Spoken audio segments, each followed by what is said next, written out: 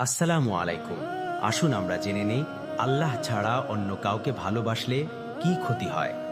অন্তর ধ্বংস হওয়ার নিদর্শন হলো আল্লাহ তাআলা ছাড়া অন্য কাউকে ভালোবাসা, অন্য কাউকে মন দেওয়া।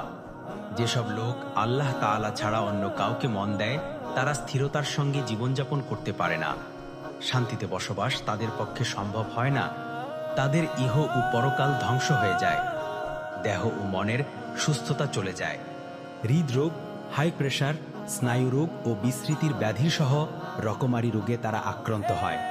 আরামে ঘুমাতে পারে না। আর যেসব লোক নিজেদেরকে অবৈধ প্রেম ভালোবাসা থেকে মুক্ত রাখতে পেরেছে তারা কত আরামে ঘুমায়, ধীরতা ও স্থিরতার সঙ্গে জীবনযাপন করে, কত আনন্দে দিন কাটায় তা বলে বোঝানো যাবে না। আল্লাহ তাআলা আমাদের সকলকে এই সৌভাগ্য নসিব করুন। হ্যাঁ, মা বাবাকে ভালোবাসা অন্যায় নয়, স্ত্রী সন্তানকে ভালোবাসা অন্যায় নয়। আল্লাহ যাদেরকে ভালোবাসতে বলেছেন, যাদের হক আদায় করতে বলেছেন, তাদেরকে ভালোবাসা দোষের কিছু নয়। এদেরকে গায়রুল্লাহ বলা যায় না। যাদেরকে ভালোবাসলে আল্লাহ তাআলা অসন্তুষ্ট হন তারা হলো গায়রুল্লাহ, তথা আল্লাহ ব্যতীত অন্য কেউ। তাদেরকে ভালোবাসা হারাম।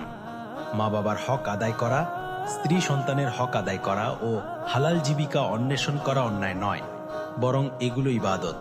এগুলো বান্দাদের হকের অন্তর্ভুক্ত। এগুলো আদায় করার মাধ্যমে আল্লাহ তাআলার সন্তুষ্টি পাওয়া যায়।